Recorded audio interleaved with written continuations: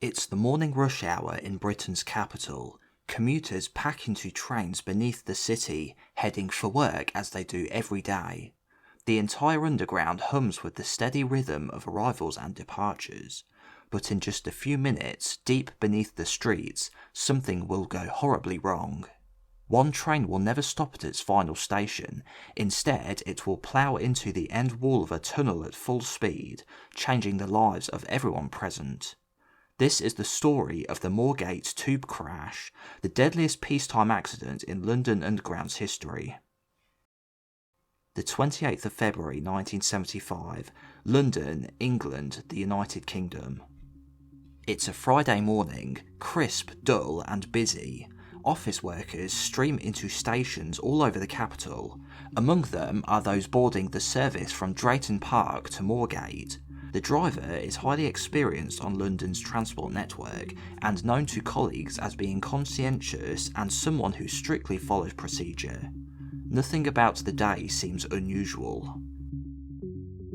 The London Underground, affectionately known as the Tube, is the subway system that serves London and the surrounding areas. It first opened in 1863, making it the world's first underground railway. It spans over 250 miles of track with over 200 stations. The train, a 1938 stock, leaves Drayton Park on time, picking up passengers along the short commuter route. With each stop, more people squeeze on, their damp coats from the morning air, briefcases and newspapers balanced between their knees. Moorgate Station, just a few stops away, will be the end of the line. The Northern City Line is a short commuter route linking the suburbs to the heart of the City of London. At Moorgate, the underground platforms sit at the end of a dead-end tunnel. Trains approach at speed, then brake hard before stopping at the buffer stop at the platform's end. Beyond the buffers, a short overrun tunnel stretches just 66 feet before ending in a solid concrete wall several feet thick. The 1938 stock running today is built for suburban commuter work, sturdy, simple and reliable. It is fitted with a safety system known as a dead man's handle, which requires the driver to keep pressure on it. If he stops doing so, the brakes will automatically be applied. The train leaves Old Street Station, the penultimate stop.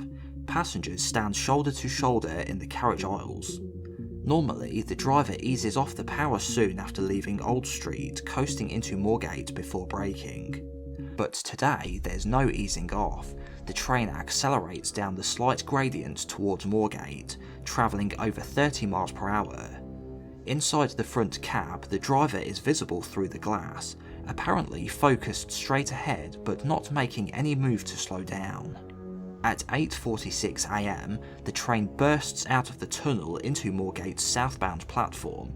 Witnesses on the platform soon notice that something's wrong.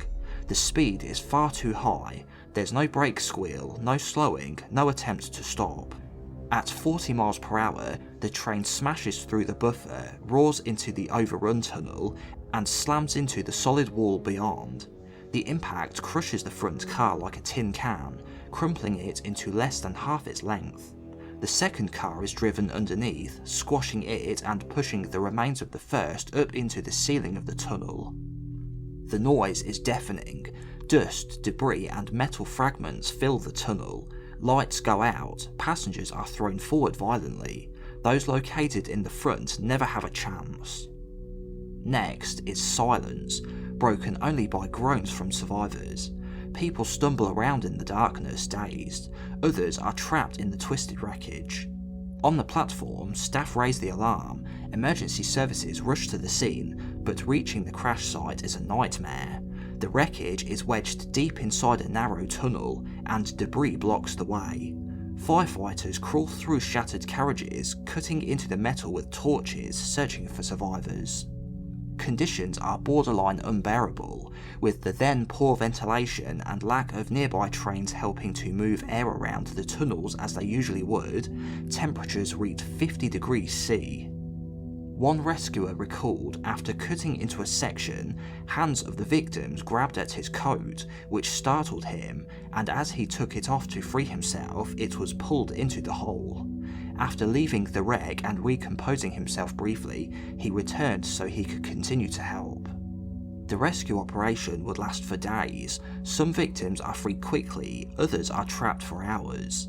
In one instance, of the 2 survivors found in the front carriage, one has to have her foot amputated in order to free her and another passenger.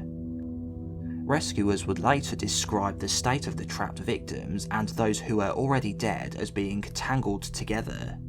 Ultimately, 43 people lose their lives, 74 have injuries, many of them life-changing.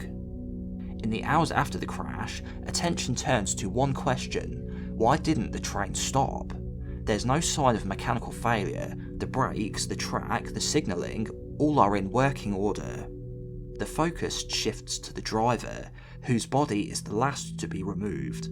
The driver's cabin, which ordinarily measures 3 feet, has been compacted down to 6 inches.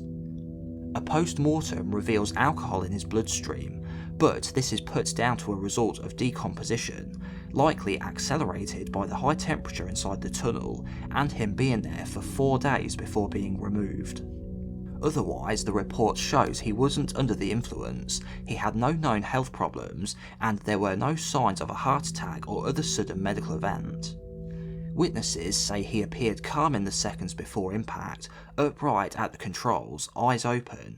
He never touched the brake. The train's safety feature, the dead man's switch, was still being held down at the time of impact, signifying he was conscious until the end. Even the possibility of it being a deliberate act is explored, but unlikely as he showed no signs prior and was said to have a stable and happy family life with no financial problems. He was also carrying on him an amount of cash which he was intending to buy a second-hand car with for his daughter after finishing his shift that day. The investigation is left with a mystery. With no mechanical fault and no medical cause or premeditated reason, the most likely explanation is human error. Perhaps a momentary lapse of judgment or loss of situational awareness, possibly caused by the repetitiveness of operating a train. Upon examination of his injuries, they see that he did not raise his hands, which is an instinctual reaction he would have done if he knew what was coming, a sure sign he was taken off guard. But for the victims, their families, and even rescue workers who are subjected to such a horrifying experience, the unanswered question remains: why did an experienced driver on an ordinary day fail to stop his train? The true answer will never be known for certain. Today, 50 years later, the Underground is as busy as ever. Trains arrive and depart every few minutes, and most commuters are unaware of the tragedy that once happened here. The Moorgate crash demonstrates how quickly an everyday journey can turn into a disaster, and how even the safest systems are only as secure as the humans operating them. Thanks for watching my video, and I hope you found it interesting and thought-provoking. If so, give it a like for the time and effort it took me to make it, and subscribe now to catch future episodes as I upload them, and I'll see you next time.